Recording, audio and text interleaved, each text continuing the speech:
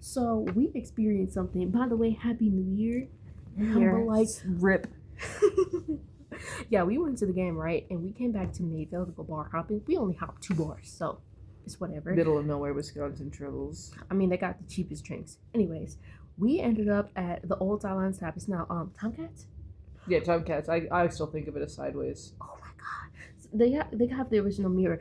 Oh my god, like we literally met a crackhead. This is my second time where a crackhead approached me. I don't be talking to nobody. Well, that's not true. I don't be talking to crackheads in bars because I just sense that energy. The crackhead came up to us and he approaches Ava and he's just like, so you went from like a wiener to vagina, right? That's what he said. He asked if so he said, so you went from liking wiener to vagina, huh? And I'm like, So I was just like confused, and I'm very drunk, and so I was like, oh, I never liked wiener. It was always vagina. And then he kind of looks at me, and then going forward, he just zeroed in on Winter, and he approached us together because I don't remember if Dustin was his brother or not, but I met up with a high school friend, and he knew my high school friend, so me and my high school friend are reconnecting. He was also super drunk. Everyone is. Yeah. And he approaches Dustin. Me and Dustin were mid-conversation, and then he does that thing briefly to me, but then zeroes in on Winter. So I'll let her take over because this was So he had entered the conversation with that, and I was just like, what the fuck did this man just say? But then apparently he does cocaine. He volunteered that information, right? And then he went on talking about how he thought that she was the one who was partying with him. So he mentioned like going to volleyball and playing volleyball together in high school, and that she liked to party. And I'm just like, what kind of party are we talking about? I'll cut in here because he was talking about like, make sure you hold it back because she really likes to party. And I'm like, okay, I was diagnosed autistic in high school. Yeah, but it wasn't that. Well, maybe it was. But I was like, okay, so I may have given some crackhead energy, I guess. Oh, not as much as him, but it wasn't crackhead. It was just what kids said was crackhead energy. Yeah, it wasn't real crackhead energy. It wasn't. So I was like, okay, so this kid must have heard a rumor or something. Like there was a rumor going around that I killed my mom at one point, and she's alive and well. So I don't know where that came from. That's news to me. Anyway, but so I was just like, okay, someone must have heard something wrong, whatever. But then he mentioned that he played volleyball with me, and I'm like, okay. She never played volleyball. That's why I was confused. Never touched volleyball. Number 1, volleyball. Number 2, partying. I'm like, what? So I was like, okay, so I'm not going crazy and he didn't hear a rumor. He's got me confused for someone else. Yeah. But continue from there because that's how that conversation started. Yeah. So apparently was that a stunt that you were trying to convince him that Sadie was the one? Because I don't think that either of us think that Sadie would be doing coke, but I don't think it was the cocaine thing. I think at this point I just wasn't thinking about that. But he mentioned playing volleyball, and I was like, Sadie played volleyball. But I was also like, that was girls volleyball. So yeah. And then he mentioned that she was from Beaver Dam. Yeah, another she's middle nowhere town. From Beaver Dam. And I'm like, okay, so it's not even Sadie. Nothing about that was lining up, but at that point I was trying to like follow along with her. It's just like, yeah, that's probably her sister. All her sisters look like her, which is true, but that was batshit. Anyways. And he mentioned black hair too, and none of us, like, I think I have the darkest hair and it's brown. It's definitely brown. That was weird. But anyways, to segue into the like thought-provoking part. So the man starts talking to me. He's like, you look kind of young. How old are you? And I'm like, yeah, I'm 24. I'm old enough to be here. And he's just like, yeah, you look pretty young. Yeah. We used to do cocaine. He was almost accusing me of being a pedo too. He's like, I don't mean to overstep or get into that, but you look very young. How old are you to her? And I'm just like, here we go. Like, she's of age. We're not that far apart in age. Like, it's fine. But I was like, whatever. It's fine. I'm not a pedo. Yeah, she's 100% not a pedo. Just to clarify that. But yeah, he asked me that, and then he went on. I don't know what was going on in this man's brain, and I'm not gonna lie, I'm pretty tipsy right now. I'm just gonna say that. If you can't tell, we're drunk. I'm not drunk. I'm definitely tipsy. I only had like 3 drinks in the last 2 hours. She's kind of drunk. She is. Because in my defense, I ordered a drink during his spiel, and then he kept going, and so then I chugged it, and now I was surprised that you ordered the drink, honestly. I didn't think he was going to keep going like that. I felt like you were more uncomfortable than I was, and I was saying something. Anyways, to cut to the point, So this man, mentioned me being black or whatever, and he's just like, I have this Confederate tattoo. The man literally had a motherfucking Confederate tattoo. It looked terrible, and for a second, I had to question. It was a weird shape. What was that shape? I had to question what it was when I first saw it, right? Because you know what a Confederate flag looks like, but it was so warped, and it was like in the shape of a heart. I was like, is that a Confederate Was it a flag? heart? I thought it was a weird state. I'm like, it didn't look like Wisconsin. And he said he's from here. A heart to me. It Anyways, might have been a heart. he had a Confederate flag. So me, even in the condition I was in, I was like 10 minutes until he says it. And for my black people, you already know what I'm talking about. Sure enough, he's just like, I have a sister who's mixed, and oh my god, the Southern food. And I'm just, at this point, I'm egging him on, because what the fuck ever. I was wondering. I was like, wow, Because you I'm are. just like, Creole food, put you on, look up the recipes, bring it to your white family, period. And he's just like, oh, he just segues into how he was into gang culture. And like, I'm from Milwaukee, right? But I never hung out with no gangbangers, because what the fuck is that all about? He's talking about how he was with the GDs and shit. He was throwing up gang signs and shit. He's like, Gang signs. he was throwing up all When the he gang threw signs. that up, I was like, oh. I mean, like I said, I never fucked with gangs, so I'm just like, that is weird. But whatever. He's just like, oh yeah, I had went to Milwaukee to tour with some of my friends or whatever, and I was talking to this one guy, and he was like, "Oh, white boy, you got that Confederate flag tattooed on you," and he was like, guy who we were talking with apparently got scared, but then the other black guy who was talking about, he was like, you know what, you get the N-word pass. And he dropped that shit multiple times. Not with the hard R, but he said that so many times. I was just like, wow. He said it the first time, and I was like, no way he said it. But then I heard him say ninja. He said, I was like, okay, I misheard. Because he's replacing it. But then he turned it into a story, and then he said it again, and then he kept saying it. It was a weird, twisted story, because he was drunk as hell. Like, however drunk we were, he was like 10 times more. So whatever story he was like, I think said that he was trying to say wigga, and then the other guy said, whoa, don't you ever say that word again. You say, that's my nigga. And he said it like 5 times. I was counting. I was like, this guy's bored. And then, like, okay, you say it the once or twice for the story. I'm not condoning that, but we get it at that point. Like, okay, you said it, move on. No, he kept doubling down and repeating that part of the story, that specific part of the story. I also want to bring up again, like she said, he was honing in on me. He did not look at her at all after that point. He completely disregarded me, and I'm just kind of staring 100%. At her like, what's happening? I'm waiting for a signal or something. She gave me looks to leave, because occasionally I'd be looking like, but at some point she like kicked my leg, and apparently she showed me a little message on her phone, but I wasn't looking at that. I was looking at her face, and I was like, hey, this is weird as fuck. And this we is can both while agree I'm with chugging that. the last carb list. Wow, she's chugging the last carb list. She's just so like, that explains all this. What did you mouth? Say the word. You put it on your phone, but you mouthed something to me. I think I was smiling, looking at my phone, and I was looking down at my phone, hoping you would catch my eye catching the phone. I didn't catch it, but I the did phone notice said, the "Say face. the word, I rescue you." I knew that face though, so I tipped the bartender. I was trying to close out the conversation, and we left. But god damn, people are bold. Now I'm not gonna. This will probably get me canceled.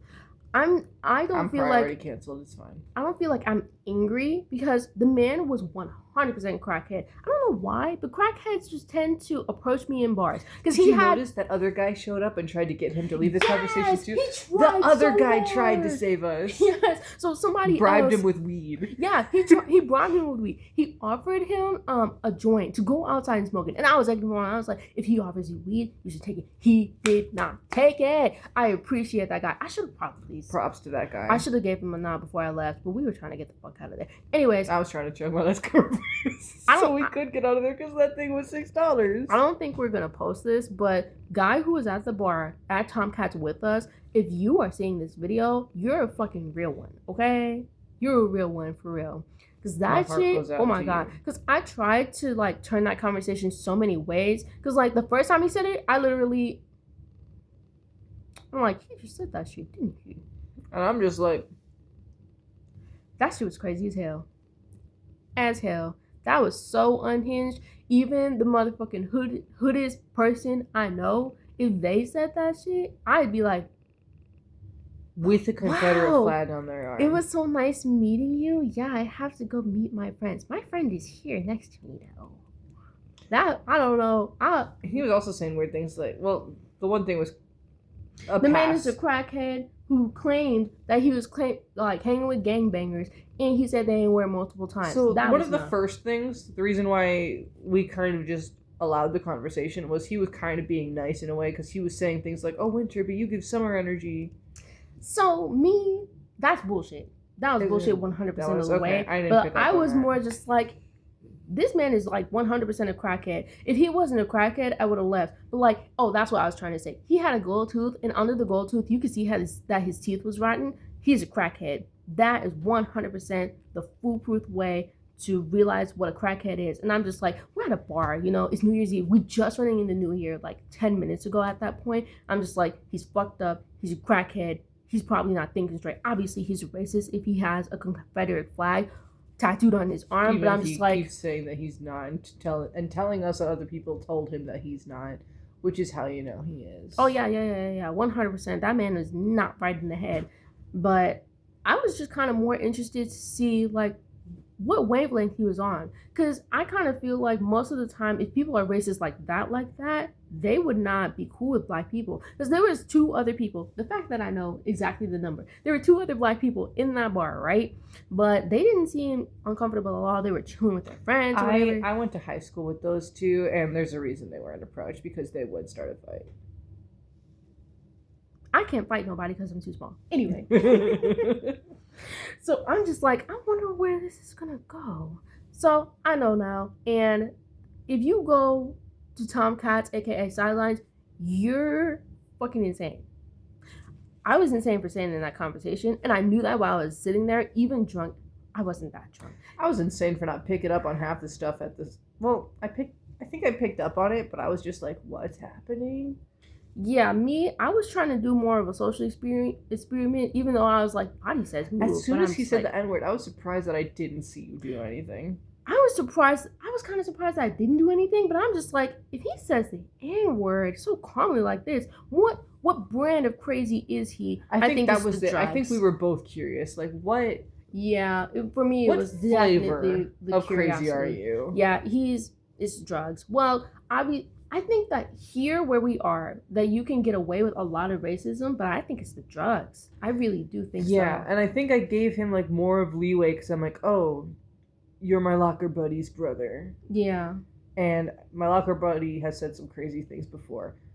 But like I said, some part of me still kind of cares for him just because, I don't know, I'm way too empathetic. I think you are, but it's okay. I work on it, but I mean, I still talk to my mom. That kind of tells you all you need to know. I guess it does. But yeah, I feel like if we didn't record that right now, we would forget some of these details. But it was crazy. That was I think we both kind of regret a lot in continuing it for as long as we did. I'd say that as of recording this, I'm not exactly regretting it, because I genuinely was curious, because I'm just like, you could leave this conversation at any point, but part of me was just so curious to see how far he would take it, just to see how far. Because I mostly encountered like really racist people online, but then you think to yourself, oh, they would never say that to your face. But then when they do, I'm just like, okay.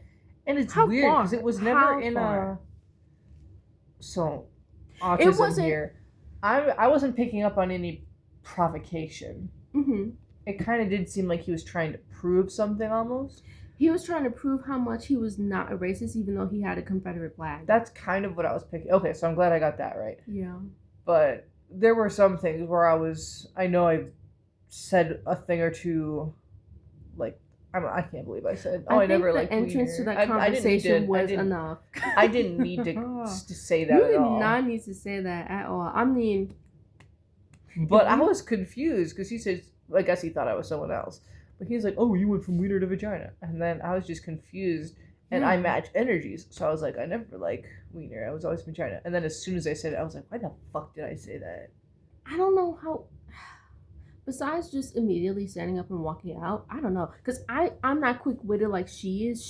Because I heard that and I was like, wait a minute, I'm trying to compute. Because sometimes you just hear things that are I not wouldn't right. call it quick-witted because I say some batshit things sometimes. And No, then that I'm was very quick. You said that pretty much immediately off the bat, and I was like, okay.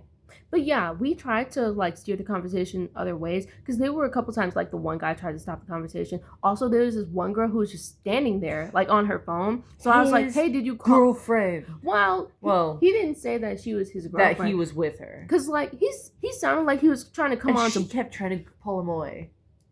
It kind of seemed like she was on her phone the whole time. But I wasn't sure if she was... but she did keep like tugging on his sleeve.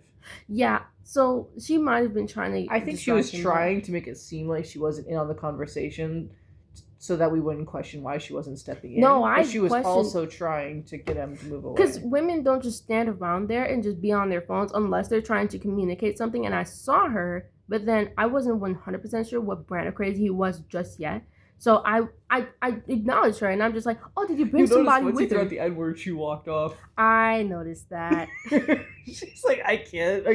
Because even I tried to take the flirting as a sign. It's just like, oh, are you trying to find somebody? You know what? We'll find somebody in this bar for you who will be a better match, and you know that will be over. Nope. I introduced you as my fiance, so I don't know. I didn't pick up on I knew he was flirting. But I didn't think of it as a pickup kind of flirting. Because remember, even early on in the conversation, it's like she came up to him and gave him a back hug. Friends don't do that. Yeah, so she was trying to be like, hey. Because I'm just like, so this lady is directly behind you and you talking about what the fuck is going on? We tried. Now, at the end of the day, neither of us felt like we were in danger. If I felt like I was in trouble, I would have absolutely told her. Even walking out of there, I didn't feel like we were in trouble. We sat in the car for a bit just laughing. Yeah, just like literally the second that the door closed at the bar, I looked at her and I was like, what the fuck was that? Yeah, if it was a threatened situation, no. I do appreciate that people around us were picking up on the conversation. They're just like, oh. He was being loud. Oh, no, he was 100% being too much, but... And the constant... Yeah, also a sign that he was fucked up. So that's also why I didn't exactly take it as hard, because, like, drunk people... They say that when you're drunk or whatever, it just takes the filter away. So whatever your true intentions are, they will come out 100%. The man had a Confederate tattoo. But he wanted to show it off. He kept showing it off. He showed it at least twice. He wasn't even wearing a tank. He kept lifting up his sleeve. He lifted up his sleeve. But, you know, at the end of the day, like, he was definitely impaired because we were at a bar. Also, he was a crackhead, and I had my, like, confirmations to Makes you wonder what all exactly he was on. Doesn't excuse anything. I don't wonder that one bit. If you even bring up cocaine in a casual conversation with someone you do not know, he is on it. He's on it. 100%. Anyways, like I was saying, to wrap this up, because we've been recording for 17 minutes. Yeah, he was fucked up. He's a crackhead. So for that reason, I didn't whoop his ass. I mean, if it was the two of us, we might have been able to. But we are more curious about, like, the things that people say. Because she mentioned, I won't say this part in case I ended posting it. Anyways, people can be very weird in Mayville. So that's the energy that I came here with, which is why I didn't really go anywhere. But now that I've experienced this racism, you know what? The North is better. Northern racism is much better than Southern racism. Because when you come to a bar in the middle of nowhere in Wisconsin, they will say the N-word, soft R. Not soft R at all. They will say it with an A, which is weird as hell. However, that beat's getting lynched out of nowhere. I'm not going to lie. Do you have any last remarks before I stop this? So before, I will say that I would think there's two types of racism. The evil kind and the stupid kind. Yeah. I think I'm gonna add a third. What's the third one? Crazy. Like, you could argue that they're all crazy in a way. But this is like another level. She said there's a specific type of racism for crackheads. Like, I'm not saying I excuse anything, don't get me wrong. But there's the evil racists where there's no hope. Oh my god. There's the people who say stupid things, but you also just kind of know they don't know any better. And that can lead to fueling the anger type, and that's all a whole bad thing, I get that. But they're still separate, even if it's still not good. And none of them are good, don't get me wrong.